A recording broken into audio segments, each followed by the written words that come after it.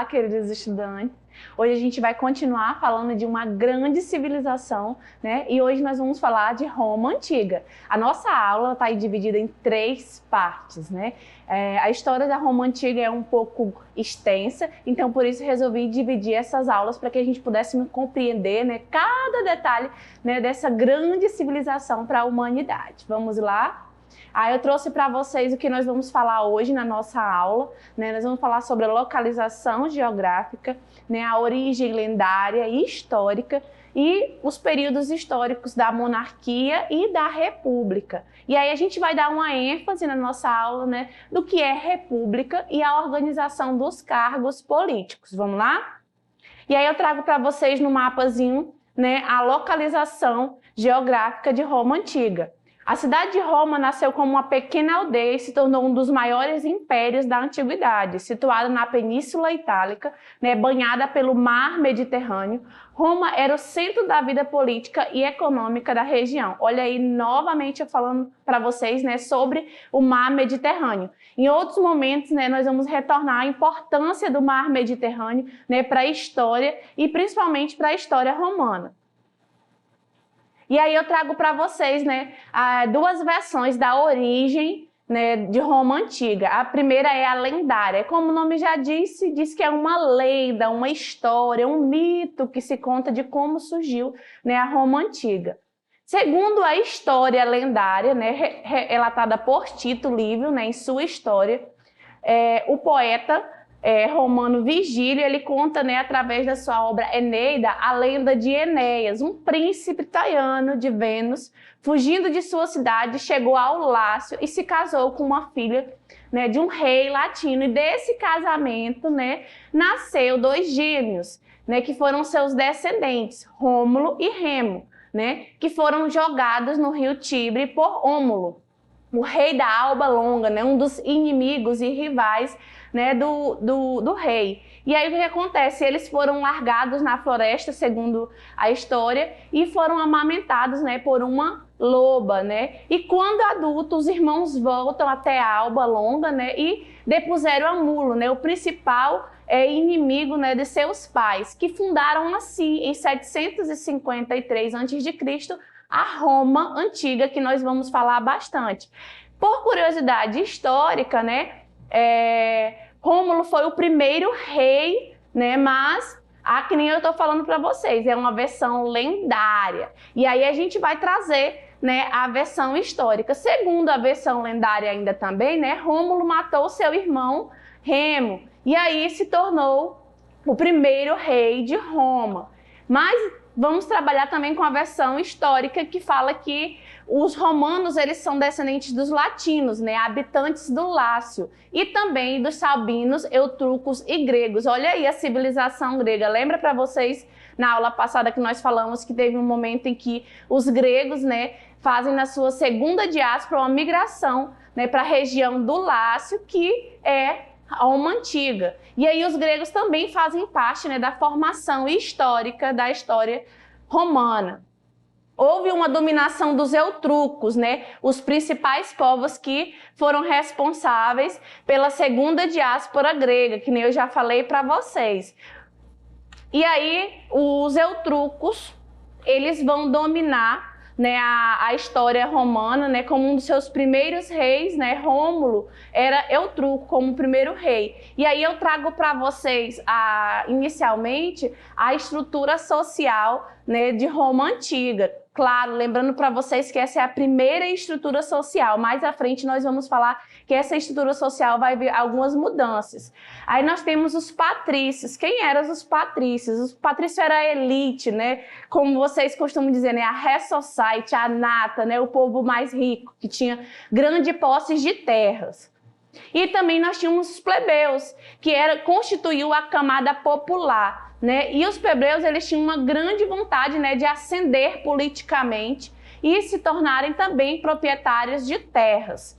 Mas além dos plebeus que nós temos aqui na estrutura romana, nós também temos os clientes. Os clientes, queridos, são conhecidos como os bajuladores dos patrícios, né? Era aquela classe social que queria ascender, queria ganhar o poder, né, junto político com os patrícios, né? Mas aí eles faziam o quê? A parte da bajulação, né? Eles idolatravam os patrícios, davam apoio político para eles, e aí eles eram conhecidos como clientes. E também nós temos os escravos. Os escravos, né, na Roma Antiga, eles poderiam ser tanto por dívida, quanto também ex-prisioneiros de guerra, né? Aqueles que eram capturados nas campanhas militares do exército romano. E aí nós vamos ter início, né, a primeira forma de governo romana, né, que é a monarquia, que vai de 753 a 509 a.C., né? Foi um governo de rei, né? Os primeiros reis que governaram, né, constituíram 7, né, 7 reis, e os 3 últimos eram o quê? Eutrucos, né? Lembra que eu falei para vocês que os eutrucos, eles vão ter uma grande participação política na história romana.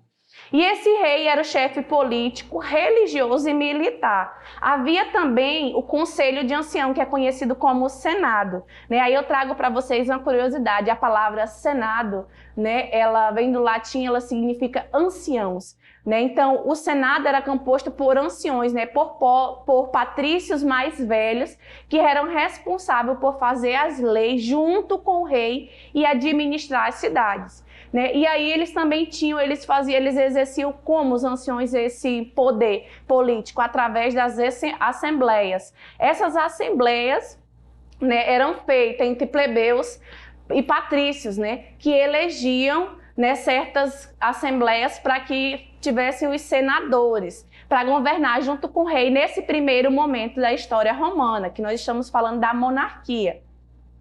Aí eu trago para vocês, só participava do Senado, né, os membros que eram conhecidos como patrícios, né, grandes proprietários de terra. Nesse primeiro momento, né, os plebeus eles não tinham participação política, né? Quem exercia a participação política junto com o rei era o quê? Era o Senado.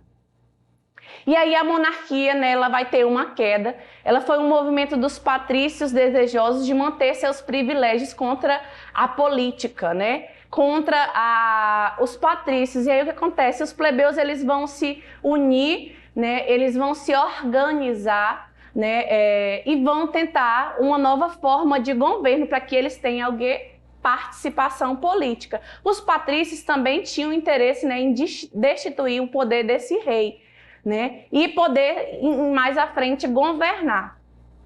E aí nós temos, né, a república. Aí eu trago para vocês. Vocês sabem o que é república? Né? Aí eu trouxe um conceito, né, da palavra, né, no original do latim, que significa res pública, expressão, poder de tradução, assunto público. Em algumas literaturas, em algumas questões do Enem, vocês vão encontrar coisa pública, né? Então, a república era desejada tanto pelos patrícios quanto pelos plebeus.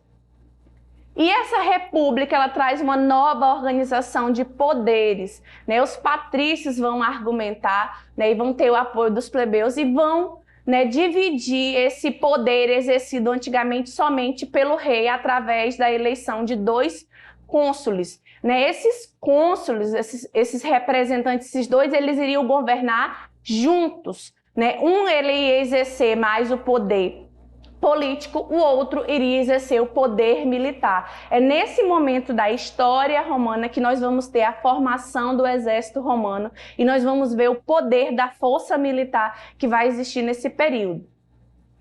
A reorganização desses cargos públicos, né? A partir da república, eles vão determinar alguns cargos públicos, dividido, né, esse cônsul, e a partir desse momento que ele dividido junto com o exército, esse poder de governar Roma, através da república, eles vão dividir em alguns cargos públicos. Aí eu trouxe para vocês alguns cargos públicos, né? Esses cargos públicos que está aí na imagem para vocês, eu trouxe esse mapa mental, né? Ele vai dizer quantos cargos públicos tinha, e esses cargos, cada um tinha uma responsabilidade. Os cônsules eram os 2, né? Edes eram 2, censores, 2, né? Pretores, 2, questores, 2, tribunos da plebe, 10 e um ditador, né? Esses cargos públicos eles foram distribuídos para assim, né, organizar a política romana, né? Nós podemos prestar atenção na distribuição desses cargos que cada um tinha sua função. Uns tinham função fiscalizadora, outros tinham função de administrar a parte econômica, né, da história romana. E o outro tinha, né, o ditador aí, lembra que eu falei para vocês que tinha um dos cônsules, ele era determinado, né, pelo Senado para ser o ditador. Ele tinha o poder militar, né, a força militar. E aí vamos pro Resolva Enem, né? Peguem o livro de vocês, eu quero trabalhar com vocês essas questões bem detalhadas de república e de monarquia, para que a gente possa compreender melhor, né, a história de Roma através das questões que caem no Enem. Vamos lá para o Resolva Enem, peguem os seus livros aí e vamos para o Resolva Enem, né? Na página 28, né, no livro do primeiro ano. Questão 6. Lê-se Dionísio de Halicarnasso, a plebe saiu de Roma e retirou-se no Monte Sagrado, mas os patrícios continuaram sozinhos com os seus clientes. Olha aí a estrutura romana novamente aparecendo, né? Lembra quem eram os clientes? Os bajuladores dos patrícios, dos proprietários de terra. Vamos lá. E mais adiante, a plebe descontente recusou-se a alistar-se e os patrícios com seus clientes tomaram as armas e fizeram uma guerra, né? Esta plebe, muito distinta dos clientes, não fazia parte, pelo menos nos primeiros séculos, do chamado povo romano. Aí eu estou falando da primeira fase, né, de governo romano, que é a monarquia. Nesse primeiro momento, quero destacar para vocês que a plebe ela não tinha função política ainda, né? Aí vamos para o que o avaliador ele quer saber de você. O poder de negociação e as conquistas sociopolíticas da plebe aumentaram à medida que Roma crescia, em decorrência da sua expansão militar, né? O fortalecimento dos plebeus possibilitou, entre outras conquistas, aí, pontinho, né? Eu quero saber, né, quais as principais conquistas que os plebeus eles tiveram agora, né, nesse segundo momento da história romana, que é o quê? A república, né? Lá na monarquia o rei era que governava, eu falei para vocês. E aí ele tinha apoio do Senado. Senado que era composto pelos anciões, pelos mais velhos, os patrícios mais velhos. Vamos lá. Letra A. O direito de eleger e ser representado pelos seus magistrados. Letra B. A extensão de escravidão por dívidas para os patrícios em débito. Essa foi uma das conquistas que os plebeus tiveram, né? O direito da acabar com a escravidão. Ainda não, nós ainda não estamos falando da escravidão. Mas vamos lá. C. A isenção dos impostos sobre a terra e a circulação de mercadorias nesse primeiro momento da história romana, né, da monarquia e início dessa república, dessa coisa pública, né, os plebeus ainda eles não tiveram essa isenção de alguns impostos, eles ainda pagavam alguns impostos. Vamos lá. Letra D. Abrigar membros patrícios a se unirem em matrimônio com os plebeus. Mais à frente nós vamos falar, né, dessa questão matrimonial, né, o casamento, né, como forma de negócio lá na Roma Antiga, mas por enquanto essa ainda não era uma grande conquista dos plebeus ainda. Ou letra E, controlar e estabelecer os critérios da divisão de pilhaçagem obtida na guerra. Né? Ainda nós não falamos dessa questão das guerras, dos principais conflitos, né, da história romana.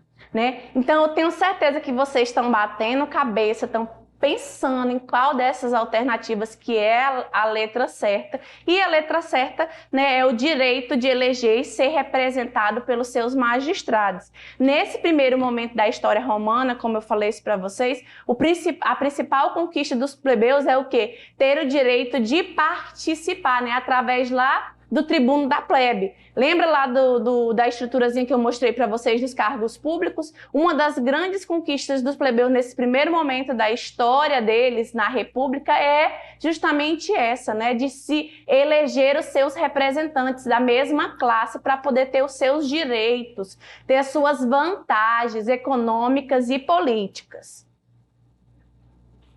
Vamos para uma questão da UFPB, né, uma grande universidade, né, renomada do Brasil. Na República Romana, o Estado foi organizado por um conjunto de instituições. Lembra lá daquela organização que eu mostrei para vocês novamente? O Senado, os magistrados e as assembleias do povo ou comícios. O Senado supervisionava as finanças públicas e a administração das províncias.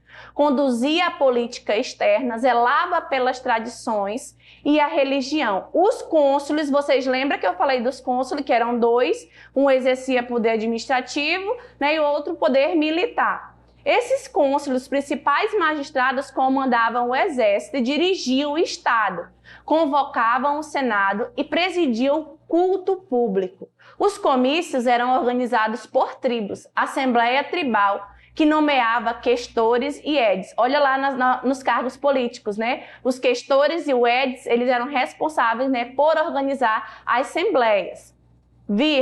Classes de acordo com a fortuna. A Assembleia Centuriática, que elegia os cônsules e votava as leis. Os clãs, né, através da Assembleia Curiática, que decidia sobre as matérias religiosas, né? Olha aí, o texto motivador deu várias informações que a gente trabalhou na nossa aula, né? Os cargos políticos, a distribuição, a função, né? A divisão das assembleias, que cada assembleia tinha uma função. Agora vamos lá para o que o avaliador quer saber. Com base no textos e nos conhecimentos históricos relativos à República Romana, é correto afirmar, eu quero que a alternativa certa. Então tem um monte de coisa errada aí. Vamos lá. O povo, o conjunto de cidadãos romanos sem direito político algum, era mero espectador das disputas entre os cônsules e o Senado. O povo, ele só ficava vendo, ele não tinha participação, né? O povo era representado pelos cidadãos, né? E dentre esses cidadãos tinha os plebeus e os patrícios. Eles ficavam só observando, vendo como é que estava sendo a política organizada? Creio eu que não, né? Eles tinham sim o seu poder de exercer uma grande função política e militar dentro do contexto da história romana nesse momento, que é a monarquia. Mais especificamente, esse texto motivador está falando da República, que é o auge, né, do exercício da cidadania romana. Vamos lá voltar. A República, olha aí o termo, coisa pública, que eu falei para vocês que vai ter algumas questões também. Em seus primórdios, não discriminava os habitantes de Roma. Todos, indistintamente, eram partícipes dos poderes e dos mesmos direitos. Lembra da estrutura social que eu mostrei para vocês? Né, daquela pirâmide lá? Todos tinham os mesmos direitos, né? Todos eram cidadãos, os escravos. E as mulheres? Eu falei das mulheres para vocês? Será que as mulheres também tinham participação política na história romana? Vamos lá. A distribuição do poder entre várias instituições republicanas objetivava impedir a sua concentração em uma só pessoa. Olha aí, vamos botar um ponto de interrogação nessa alternativa. Vamos passar para D. O poder dos cônsules era limitado a questões militares, sem influência alguma sobre os negócios políticos, né? Os cônsules, eles tinham o seu poder limitado, né, politicamente, militarmente? Creio eu que não, mas nós vamos detalhar mais, vamos ver se tem alguma coisa certa nessa letra E. O exército na República Romana não tinha papel político ativo, exceto como defensor da participação do povo, devido à origem popular dos seus generais. Vocês lembram que eu falei que tinha 2 cônsules e um desses 2 cônsules ele exercia o poder militar? Né? Então, os militares eles tinham, sim, grande poder político, né, na história da República Romana. Eu tenho certeza que vocês pensaram um pouquinho aí, né, e analisaram e viram que tem algumas questões, né, que tem a apresentar algum erro. A alternativa certa é a letra C, né? A distribuição do poder entre várias instituições republicanas objetivava impedir a sua concentração em uma só pessoa. Né? Lembra que o poder na República era dividido entre 2 cônsules, né? 2 pessoas governavam ao lado do Senado, né? A República Romana. Então, queridos, foi sobre isso a nossa aula hoje, né? Eu aguardo vocês na parte 2 da história de Roma.